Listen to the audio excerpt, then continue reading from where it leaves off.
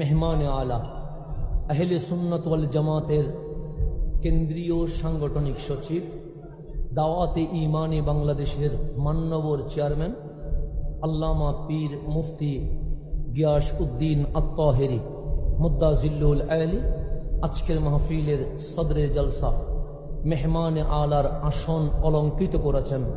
তো আমাদের এলাকায় যেহেতু এসেছেন, আমরা সবাই এলাকাবাসীর পক্ষ থেকে সুন্নি জনতার এমপিকে স্বাগত জানিয়ে সবাই বলি মারহাবা। এখন আসেন, যেহেতু আজকের মাহফিলের মেহমান আলা চলে এসেছে, তা আমরা যেটা বলতে চাচ্ছিলাম, ইসলাম আসতে গেলে নবী প্রেমিক ছাড়া কোনো উপায় নাই। তো আল্লাহ তাবারক ওয়া তাআলা মানুষ বানানোর যে পরামর্শ সভা করলেন, সেখানে ফেরেশতারা বললেন, মালিক মানুষ বানানোর কোনো দরকার, আতাজআলু ফিহা মান ইউফসিদু ফিহা ওয়া ইয়াসফিকু দিমা, মালিক তারা রক্তপাত করবে, তারা মারামারি করবে, তারা হানাহানি করবে। নাহনু নুসাব্বিহু বিহামদিকা ওয়া নুকাদ্দিসু লাক, আর আমরা আপনার প্রশংসায় ব্যস্ত আছি।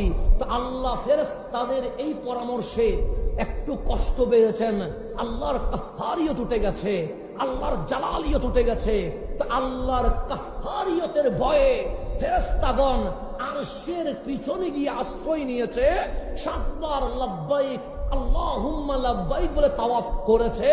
ওই তাওয়াফ মালিকের কাছে এত ভালো লেগেছে, আল্লাহর কাহ্হারিয়ত নিচে নেমে গেছে, আল্লাহর রহমানিয়ত জেগে উঠে গেছে। আল্লাহ বললেন, ফেরেশতা আমি যখন খলিফা বানাবো বলছি, তোমরা যে এর বিপরীতে অবস্থান নিয়েছো, আমার যে জালালিয়ত কাহ্হারিয়ত উঠেছে, সেই জালালিয়তকে দমিয়ে রহমানিয়তকে উঠানোর জন্য তোমরা যে আরশকে ঘিরে সাতবার তাওয়াফ করেছো, আমি খুশি হয়ে গেছি। তা আমি যে বান্দা বানাবো, তাদেরকে রূহ দিব, নফসও দিব।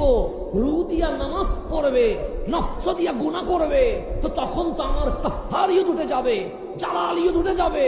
একটা কাজ করো, এই আরশের নিচে একটা ঘর বানাও, যেটার নাম বাইতুল্লাহ। ওই বাইতুল্লাহতে এসে আমার বান্দা তোমাদের মতো লাব্বাইক আল্লাহুম্মা লাব্বাইক বলে তাওয়াফ করলে আমি মালিক আমার বান্দার উপর রাজি হয়ে যাব।